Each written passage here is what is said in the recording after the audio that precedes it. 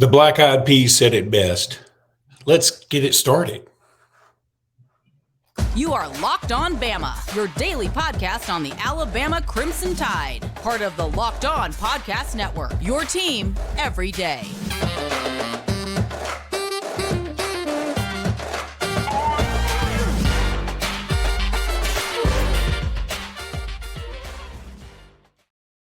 Hey, everybody, and welcome back into Locked On Bama. Luke Robinson, that's me. Jimmy Stein, that's him.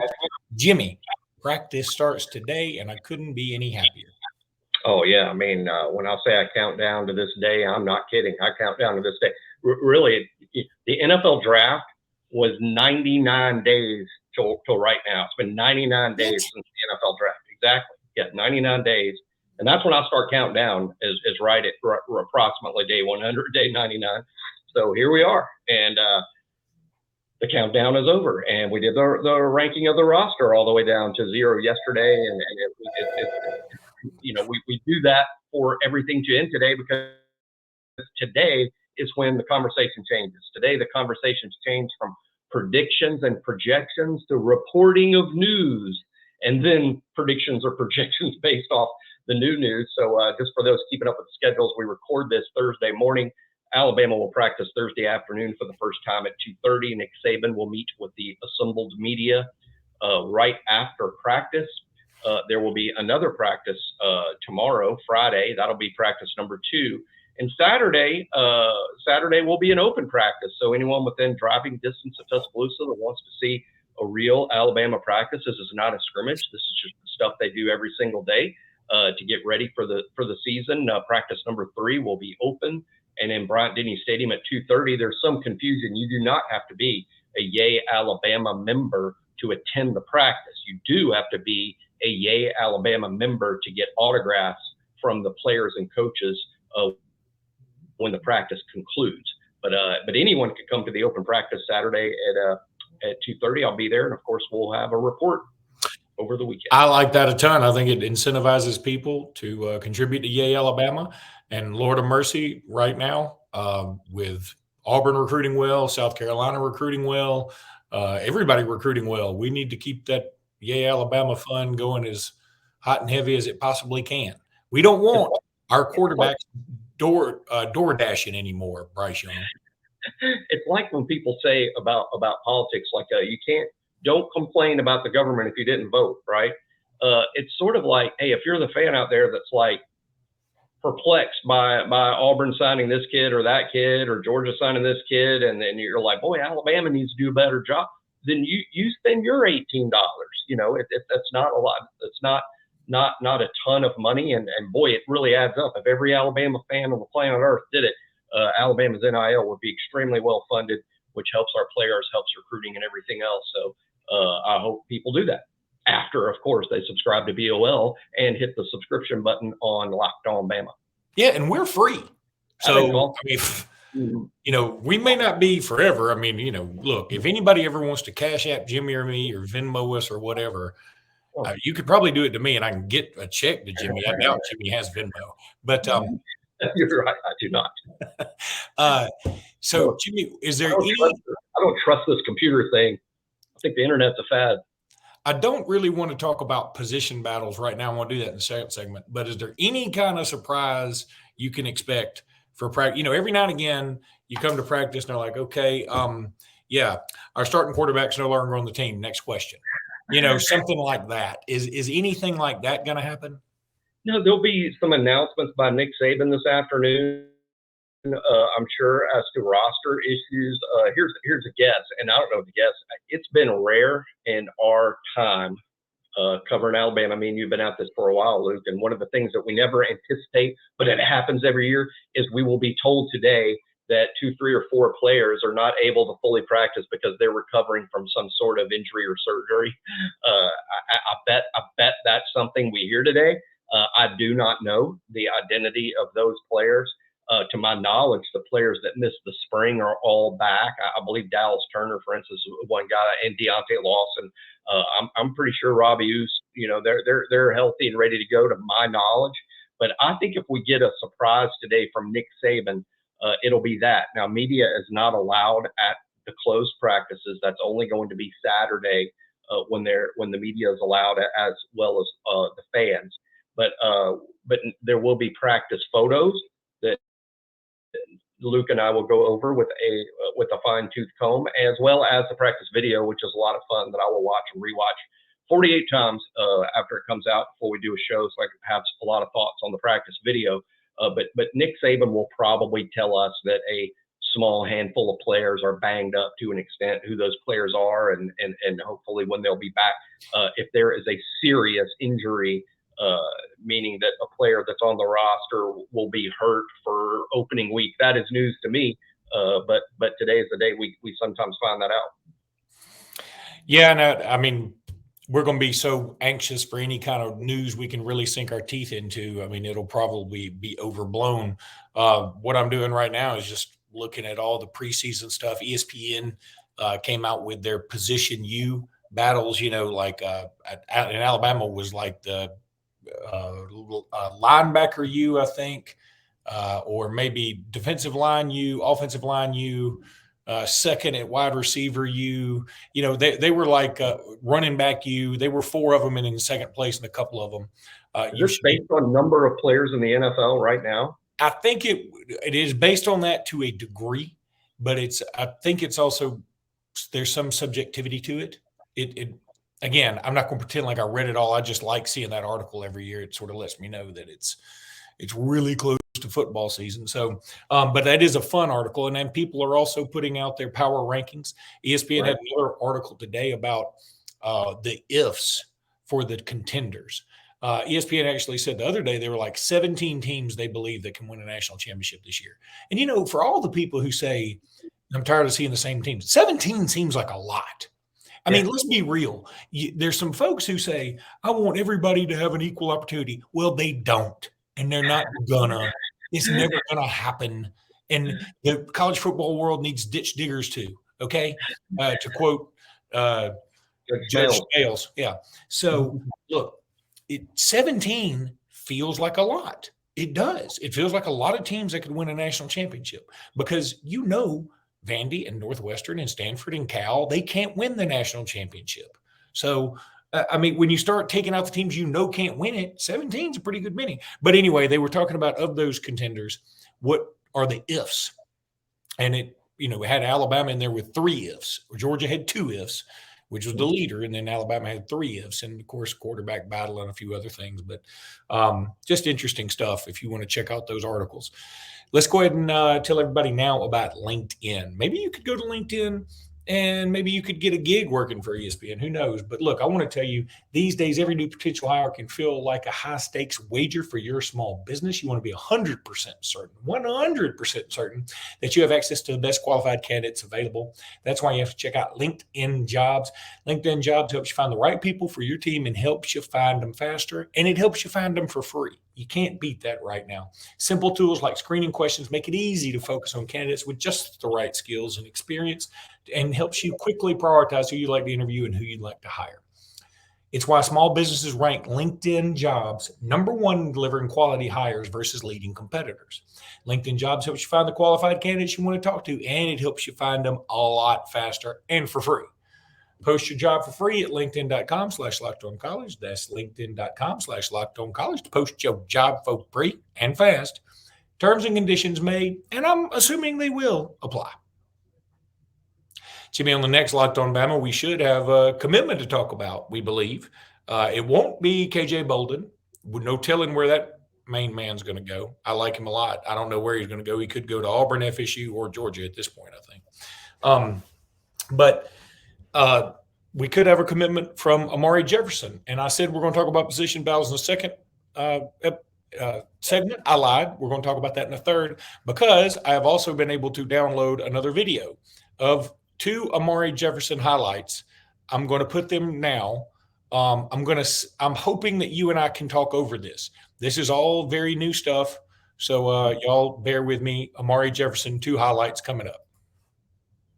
I hope everybody can hear me. Jimmy, can you hear me? I hear you just fine, and I'm watching Amari Jefferson show his big-time speed. A couple things that clip. Before you go off, I want to show you this next highlight, and then I got us know to stop it because it goes to a different guy. But all right, watch this. What I love about Amari Jefferson here, every time he takes off running, he's running to space. Now, some people will be like, well, what does that mean? Everybody is. No, he has it's more about the vision. Like when he starts running, you can see, like you as a fan can see the path he's taking. You're like, oh, that makes a lot of sense.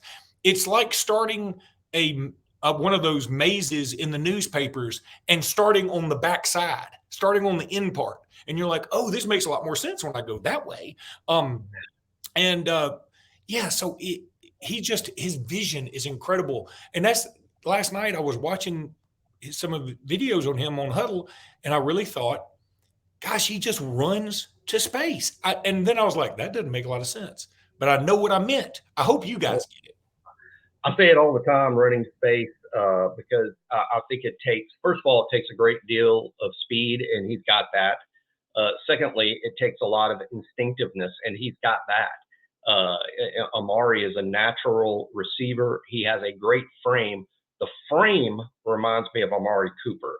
I'm not saying Amari Jefferson reminds me of Cooper. That's not fair to the kid. He's not ranked or rated as highly as Amari Cooper was for a reason, but his frame is similar, and we sort of need that big body guy. We have one in Trayshawn Holden, but let's be honest, Holden wasn't a great player at Alabama. He was fine. He was okay, and I suspect he'll do okay at Oregon. But I think Amari Jefferson can be a more explosive Trayshawn Holden with that great frame. But one thing about that tape that also shows that's on the questionable side is he's running away from guys so easily. And when you really watch that competition he's playing against, it's not great. He goes to a very small elite private school in Chattanooga. East Tennessee isn't renowned for awesome high school football nationally. You wouldn't rank that area very high nationally in terms of like where the best players in the country are, or like in Atlanta and Dallas and Houston and Birmingham and Mobile. It's not like that. So he's not playing against great competition, and you have to factor that in when you're watching his huddle, when you're watching him run away from people with the ease that he does. But you can watch the tape and tell he's fast. Another thing I love about Amari, ball skills, baseball. He's a fantastic baseball player. That sport takes a ton of hand-eye coordination and ball skills. And that just feeds right into the wide receiver skill set. Amari, outstanding eye-hand coordination, great ball skills. Again, the Amari Cooper type frame, his straight line speed is clearly good. I think it's going to be tested more when he plays against a higher level of competition. On3 ranks him right around the number 100 prospect in the country. I think that's correct and very fair. And I think the rest of the recruiting services will catch up with On3 by the time this recruiting cycle is over. I think he's going to be ranked universally where On3 has him right now, which is, right around that top 100 mark. And in my mind, one of the top 10 or 12 wide receivers in this cycle. I'm a big fan. This is a big deal. This should not get lost in the wash.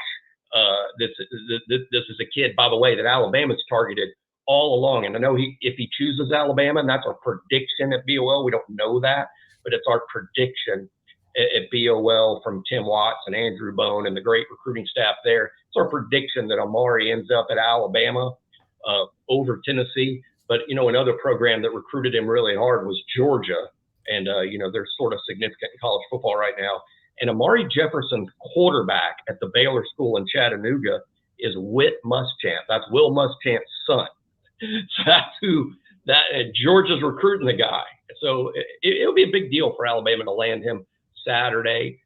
Unfortunately, for me anyway, I'll be at the Alabama practice on Saturday when Amari Jefferson is scheduled to commit. Yeah, and I think this is going to be a big commitment. I think the first thing people are going to take away from this is, Alabama, this is Alabama's backup to Perry Thompson. That wasn't the case. Yeah. Alabama was recruiting Amari Jefferson very, very hard before Perry Thompson. They want both of them, and they will still continue to recruit Perry Thompson. Correct.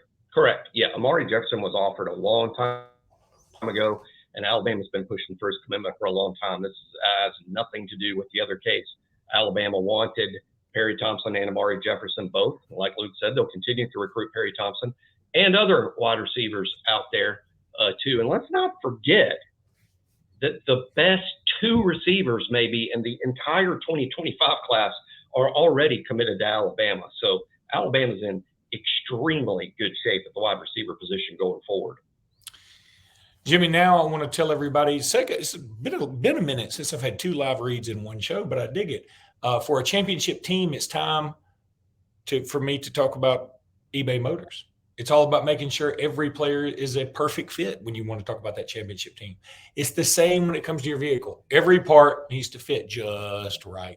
So the next time you need parts and accessories, head to eBay Motors.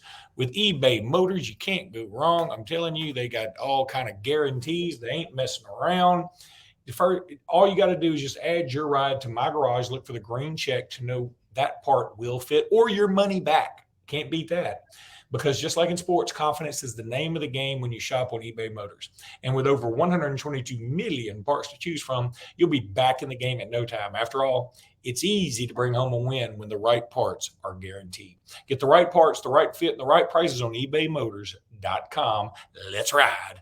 eBay guaranteed fit only available to U.S. customers. Eligible items only. Exclusions, they may apply. All right, Jimmy. Let's talk a little position battle stuff here.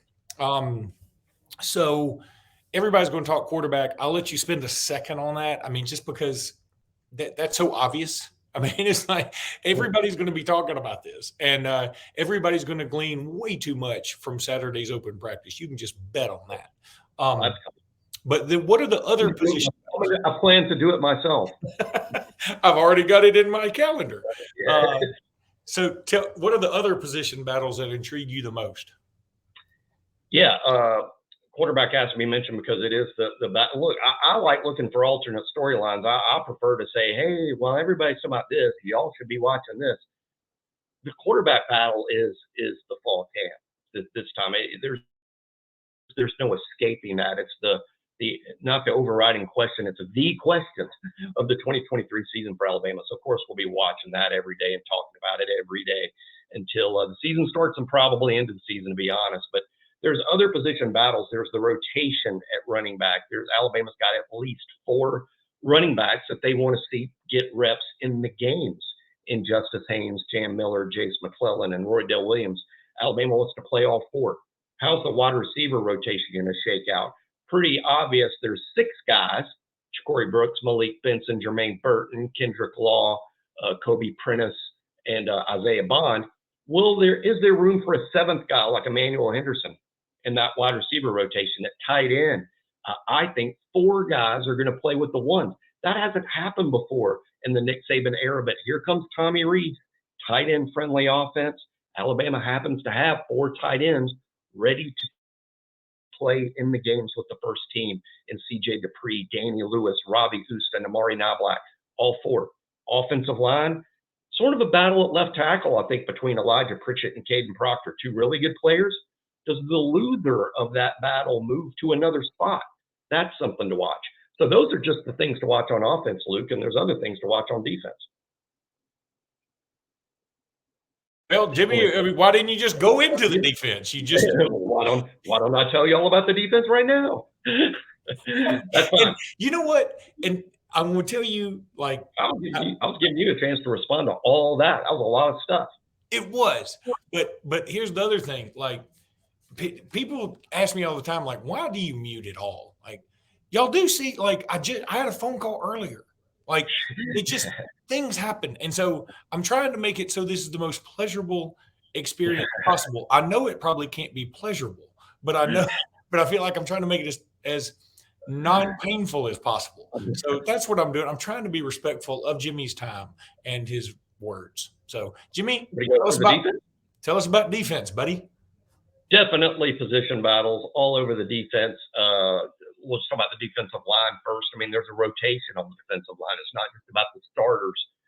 Defensive line's a position where multiple players play with the first team. That's all that matters. I know fans are focused and just, who's going to start? Who are the starters? The defensive line, okay, I think it'll be Tim Smith, Justin Boygby, and Jaheim Otis. I think those will be the 3 guys. But the fact of the matter is, in the first quarter of the first game and against LSU and Tennessee, Damon Payne's going to play. James Smith is going to play. Jamarian Latham's going to play. So to me, it's who plays at all with the first team. Those are the guys to focus on, not just the starters who will play the most snaps in the first snap.